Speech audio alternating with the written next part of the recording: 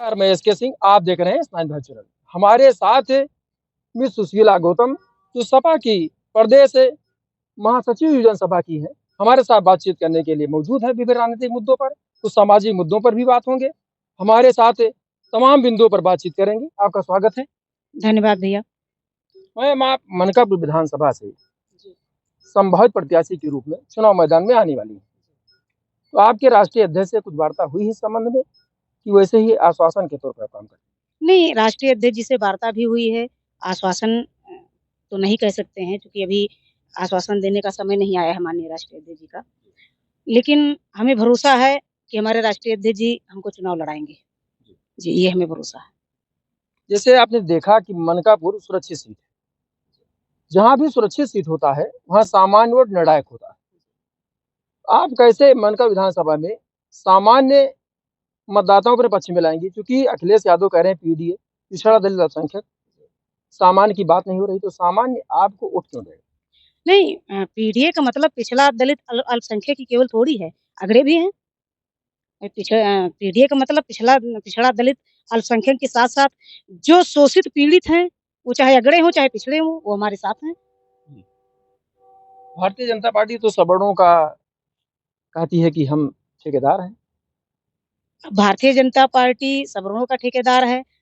ये तो सवर्ण जान चुका है कि किसके ठेकेदार भारतीय जनता पार्टी है। अगर भारतीय जनता पार्टी सवर्णों का ठेकेदार है, यूजीसी कानून लाई, क्या वो सवर्णों के हित में है? उसने तो केवल समाज में दलितों, पिछड़ों, सवर्णों को लड़ाने का काम कर रही है। भारतीय जनता पार्टी कहाँ किसी के पक्ष में वो नहीं है भारतीय जनता पार्टी। उसको तो जहाँ अपनी रोटी सेंकने का मिले वही उसी को वो करती है। आप आज देख लीजिए, ब्राह्मण वोट हाशिए पे है। भाई ब्राह्मण भी अगड़े में है। आप देखिए शंकराचार्यों के साथ कितना दुर्व्यवहार हो रहा है, वो सब हाशिए पे है। देखिए भारतीय जनता पार्टी का जो मंशा है, वो सबके सामने आ चुका है और भारतीय जनता पार्टी कतई किसी की हितैषी नहीं है। उसका कलई खुल चुका है और सवर्ण इस बात को समझ चुका है और सवर्ण अब की बार पूर्ण रूप से अखिलेश यादव जी के साथ रह करके और सरकार बनाने जा रहा है। जैसे आप देख रहे हैं मनकापुर सुरक्षित विधानसभा, राजा मनकापुर कभी यहाँ से चुनाव हारे नहीं, या उनके जो समर्थक रहे हैं, लड़े हैं चुनाव मैदान में, वही चुनाव जीते। ट्रैक रिकॉर्ड एकदम सही रहा। यहाँ तक कि बाहुबली सांसद विभूषण शरण सिंह भी कभी उनको चुनाव नहीं हरा पाए। 91 से लेकर रामलहर थी, तब भी वो चुनाव जीते। राजा मनकापुर के आदमी चुनाव जीते। विधानसभा तो हार गए थे, नहीं लोकसभा में वो नहीं हारे। तो आप कैसे यहाँ पर फेस करेंगी, क्योंकि दो ही राजघरानों के बीच में यह राजनीति टिकी रही। राजा आनंद सिंह थे, उनके चाचा कुंवर देवेंद्र प्रताप सिंह जी थे, इनके घराने ने राजनीति की नहीं, तो कुल मिला के शिफ्ट हो गई राजनीति वहीं। कैसे आप सामना करेंगे राजा मनकापुर? देखिए, मनकापुर की जो राजनीति है, राजा भैया की जो बात है, वो तो सांसद हैं, वो विधायक लड़ने नहीं जा रहे हैं। दूसरी चीजें, आज दुखद घड़ी है, क्योंकि उनके जो दूसरी पट्टी है मंगल भवन, जो है स्वर्गीय कुंवर विक्रम सिंह की आज पुण्यतिथि भी थी। हम लोग वहीं पे आए थे। बाबा साहब डॉक्टर भीमराव अम्बेडकर जी की जयंती भी जो है कार्यक्रम था वहाँ पे हो करके, और उनकी पुण्यतिथि में हम लोग श्रद्धा सुमन अर्पित किए। आप ये जानिए कि ठीक है, राजा भैया किसको लड़ा रहे हैं, किसको नहीं लड़ा रहे हैं, वो तो बाद की बातें हैं। लेकिन एक जो है कुंवर विक्रम सिंह नहीं है, लेकिन उनकी बहन कुंवर विक्रम सिंह हमें अपनी छोटी बहन के रूप में हमेशा प्यार किए, मानते थे। आज भी जो है सम्मान है, हृदय में सम्मान है उनका। और उनकी बहन, बड़ी बहन, आज भी वो हमें अपनी छोटी बहन मानती हैं और उनका पूर्ण आशीर्वाद हमारे ऊपर है। और यहाँ मनकापुर के बहुत ही सारे सवर्ण इस तरीके से हैं जिनका आशीर्वाद हमारे ऊपर है और सबके सहयोग से चुनाव हम जीतेंगे। आज उनसे मुलाकात हुई? जी, आज उनसे मुलाकात हमारी हुई। बहुत देर तक हमारी बात भी हुई, मुलाकात भी हुई और वो हमारे साथ पूर्ण रूप से साथ में हैं और आप लोगों के आशीर्वाद से, उनके सहयोग से और इस क्षेत्र के जनता के सहयोग से चुनाव जीतेंगे। मतलब पूर्ण विश्वास आपको है? जी, पूर्ण विश्वास है। जैसे मनकापुर में हम देख रहे हैं 2-3 प्रत्याशी, एक विजय पासवान जी हैं, दूसरा अजय गौतम जी, रमेश गौतम जी के भतीजे हैं, और आप हैं। तो जब राष्ट्रीय अध्यक्ष, अभी आपने बताया कि आश्वासन उन्होंने दिया नहीं है, तो कैसे आपको लगता है कि हम ही टिकट पाएंगे? नहीं, देखिए, आश्वासन देने की बात ये है कि जब आश्वासन देने का समय आएगा तब तो इस बात को कहा जा सकता है। बात रहेगी कि प्रत्याशी जो हैं, देखिए राजनीति जो करता है, हर व्यक्ति का अधिकार होता है टिकट मांगना। वो लोग मांग रहे हैं टिकट, हम भी मांग रहे हैं टिकट, जी। लेकिन मुझे पूर्ण विश्वास है कि मैं महिला हूँ और महिला आरक्षण की बात कहीं न कहीं जो हमारे यहाँ राष्ट्रीय इस अध्यक्ष समय जी कर जोर-जोर रहे से हैं हो रहा है। और मैं महिला हूँ। मैं चुनाव मैदान में माननीय राष्ट्रीय अध्यक्ष जी के जो कृपा दृष्टि रहेगा तो मैं चुनाव मैदान में आऊँगी और आप लोगों का सहयोग रहेगा तो चुनाव जीतूँगी भी। मनकापुर में विधानसभा में कुछ मूलभूत सुविधाएँ जो अभी तक मिल नहीं पाई हैं, आपके दिमाग में कुछ ना कुछ चल ही रहा होगा कि चुनाव मैदान में आएँगी तो आप एजेंडा सेट करेंगी। किस एजेंडे को लेकर के आप चुनाव मैदान में आएँगी? कुछ ना कुछ तो आपके दिमाग में होगा। जी, मनकापुर बहुत सारी मूलभूत सुविधाओं से वंचित है। देखिए यहाँ दुर्भाग्य है कि सदियों से यहाँ मंत्री और सांसद सब लोग रहे, लेकिन आज हम लोग जिस सड़क पे चल रहे हैं, कितना गाड़ी जंप ले रही है, तो आप देख ही रहे हैं। हाँ, ये तो उछल रहा है। ये तो आप देख ही रहे हैं। हाँ। दूसरी चीज़ है, अभी हम रेलवे क्रॉसिंग मनकापुर में 1 घंटा फँसे थे। हुँ। हमने कई बार देखा है कि एम्बुलेंस जाती है, उसमें घंटों-घंटा फँसी रहती है, लोगों की जान चली जाती है, लोग कहीं किसी ज़रूरी काम से जाते हैं, घंटों-घंटा वो फँसे रहते हैं। तो अगर ऐसा मौका मिला तो उसमें सुधार किया जाएगा। आपके बगल में सीएससी है, जी।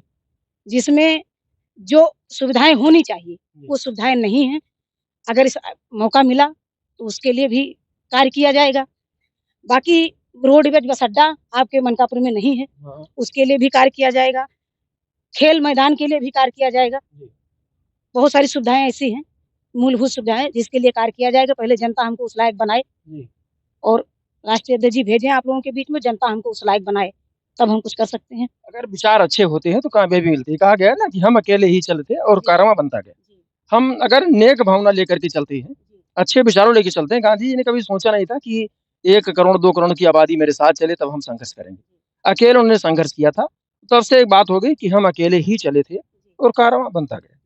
अगर आपके मन में कुछ अच्छा करने का है, तो निश्चित रूप से जनता को जनार्दन कहा गया, जनता जनार्दन आपके साथ रहेगी।